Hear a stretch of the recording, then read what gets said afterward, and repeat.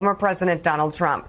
The latest morning consult poll, taken directly after the presidential debate, shows Harris with a 5-point lead over Trump, 50% to 45% among likely voters. Compared to the last morning consult poll taken before the debate, Harris is up 1 point versus Trump, who went down 1 point. Meanwhile, Vice President Harris raised $47 million in the first 24 hours following her Tuesday night debate against Donald Trump. That's the biggest haul since the vice president announced her candidacy in late July, according to a senior campaign official. The total includes funds from 600,000 individual donors. That's important. The Trump campaign has not yet released any post-debate fundraising figures. The vice president held 2 rallies in battleground North Carolina yesterday. She received a raucous reception last night inside the Greensboro Coliseum complex. Take a look.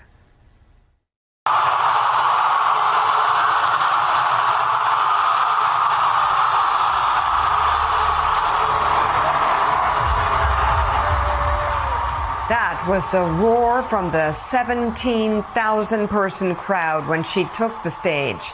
The vice president highlighted her strong debate performance and told the crowd it's time for the country to move on from Donald Trump. On Tuesday night, I talked about issues that I know matter to the families across America, like bringing down the cost of living, investing in America's small businesses, protecting reproductive freedom,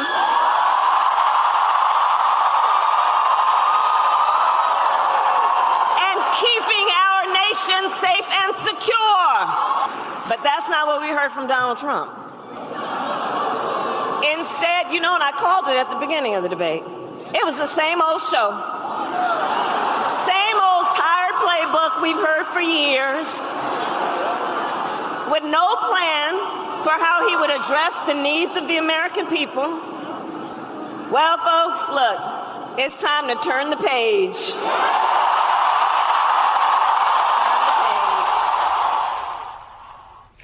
Prior to Greensboro, the vice president spoke to 7,500 voters at an event in Charlotte where people began gathering in line several hours before the start time. Joining us now, senior spokesperson and advisor for the Harris campaign, Adrienne Elrod. And Adrienne, it's good to have you back on the show.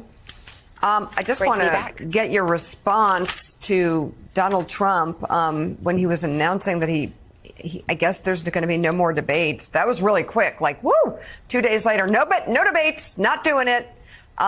They couldn't even wait a week to maybe try and put some space between it, but he just does not want to do it again. But I'm curious, he says he won. Yeah, he says he won. He says a lot of things that simply aren't true. Look, I think any person, Mika, who tuned into the debates Tuesday night, whether you are a Trump supporter, a Harris Wall supporter, an undecided voter who tuned in to try to really understand what both candidates stand for, who they're fighting for, the choice was very clear. And also who won that debate was also very clear. You saw the vice president taking a strong command on every single issue that matters to the American people, from expanding reproductive freedoms to making sure that the American people have, not only just the right to get ahead, but to stay ahead economically. Obviously, she talked about strengthening democracy and protecting democracy. So the things that matter the most to the American people, the things that matter the most to undecided voters who are deciding, still at this point who they're going to support, she made it very clear where she stands, that she's fighting for them. So I think, Donald Trump can continue to go out there and tell lies and say that he won this debate. But I think if you are the average person tuning in and watching what happened Tuesday night, it is very obvious who the vice president stands for, who she's fighting for, and that in turn means that she won that debate. So if no more debates, because that was a real platform. I believe 70 million people tune in to watch that, and you get kind of an unvarnished look at each candidate without a lot of spin around it, just them on the stage alone. And we learned a lot in that debate, but they're not going to be anymore. So what's the strategy to get that same strong message and more, especially about reproductive freedom, to the swing states and to all the voters who matter so much in this election?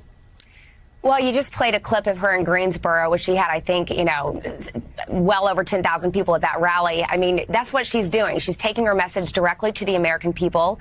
She's traveling to battleground states. She's drawing big crowds, and she's making sure that every single people in that room, obviously local press is a big thing, a big focus of ours when we're traveling to states, that she's getting a lot of local press and that people understand who she's fighting for, what she stands for.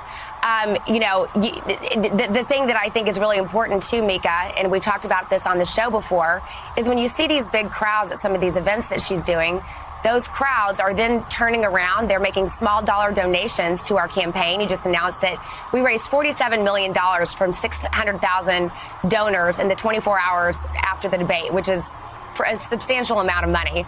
So those people are actually giving to the campaign, and they're also signing up for volunteer shifts. So when you're seeing those big crowds, those people are actually, going to work for the campaign. They're donating, they're signing up for shifts, they're phone banking, they're knocking on doors. And I think that when, we talk about the infrastructure that we have in these states that we've been investing in, for a long time, well before we had the VP as our candidate, back when it was President Biden who was the candidate. We've been investing in these states. We have over 250 offices in every single battleground state combined. We have, several hundred, 2,000 or so workers in those states. So we have the infrastructure that is there to support the volunteerism, the excitement. And that's what is going to matter, Mika, when it comes to a really close election, which this election will still be very close. You just showed a poll that demonstrated that the American people overwhelmingly believe that she won that debate. But we still know that this is going to be a very close race that is won on the margins in 7 battleground states. And so we have the infrastructure and the support there to channel this excitement and enthusiasm. But we still want to make it very clear it's going to be close. Adrian, good morning. It's good to see you. One of the things you hear, I'm sure you hear it as well, from swing voters, maybe from even Republican voters. We were talking about Nikki Haley supporters who want nothing to do with Donald Trump and are curious about Kamala Harris and whether they should go support her, is that they do have concerns about where she stands now versus where she stood previously in her career, particularly in 2019 during that 2020 race. What's the best way to explain the way that some of those positions have changed pretty dramatically for Vice President Harris? I know she says her values haven't changed, but what does that mean exactly when you talk about her support previously for decriminalizing illegal border crossings, her support for single-payer health care and getting rid of private health care insurance, and her support for the banning of fracking, none of which she says she supports anymore? What's the best way for a voter considering her right now to understand those changes? Yeah, I'm glad you asked this question, Willie. I mean, I think she's made it very clear that, when you become a public servant, when you serve the American people, you oftentimes learn more about the issues. And when you learn more about the issues, oftentimes your positions evolve. Her position on fracking, for example, is the same position that she had during the 2020 campaign. But position that people evolve on positions. I think we can look back to where a lot of elected officials stood on marriage equality, for example, in the early 2000s and mid 2000s. A lot of elected officials were against that. And of course, that is unimaginable in the Democratic Party in particular these days to not stand for marriage equality. Of course, the vice president's always stood for it. But the bottom line is people evolve. Public servants evolve, and I think you want someone in office who's willing to take a hard look at the issues and be open-minded when it comes to where they stand. The more they learn about an issue, and by the way, the more that issue also evolves. And so I guess the concern, Adrian, is that she's saying some of these things to get elected, and she'll go back to her previous positions if she becomes president. Is it safe to say she's going to stand pat where she is right now? Absolutely safe to say that, Willie. No doubt. She made that very clear on the debate stage Tuesday night. She's evolved on some positions, but when it comes to where she stands on the issues that matter to the American people, her values remain the same. Those have been unchanged her entire career.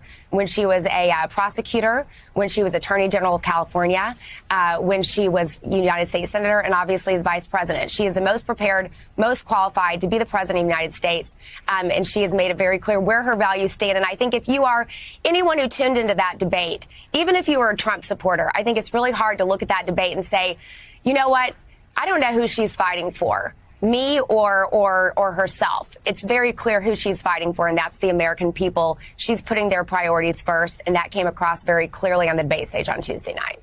So, Adrian, it's as we've been covering for years now, Donald Trump has a very fervent following of supporters who will stay with him through thick and thin, I'll put it lightly.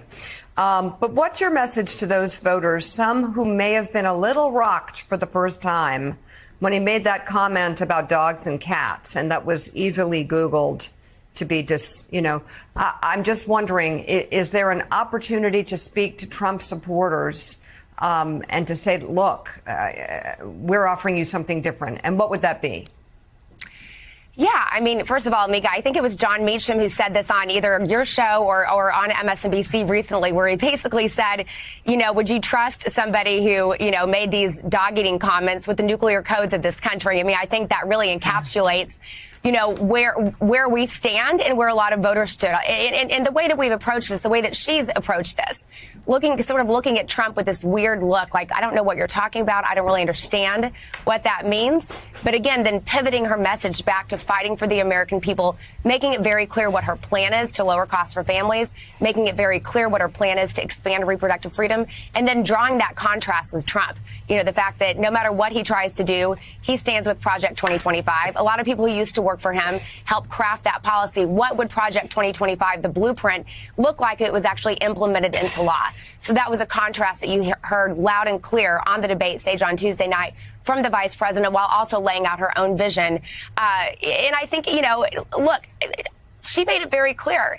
If you support Donald Trump, if you support Vice President Harris, she is going to fight for you no matter who you're supporting in this race. That is what her focus is. She wants to expand opportunities for middle-class families. She wants to expand opportunities for all Americans. That it was a very obvious, point that she made time and time again on the debate stage on Tuesday night. And I think that's something that you're going to continue to hear us say time and time again on this campaign trail. The new way forward is kind of the theme that we look at every issue, everything we talk about in this campaign. We are sort of looking at it under the umbrella of a new way forward. We have a big tour coming up this weekend with surrogates on the campaign trail. Obviously, the vice president, Governor Walz, are traveling from state to state, talking about her economic vision, talking about her plan to lower costs for families under the umbrella of a new way forward tour. And that's what you're going to hear us talk about time and time again.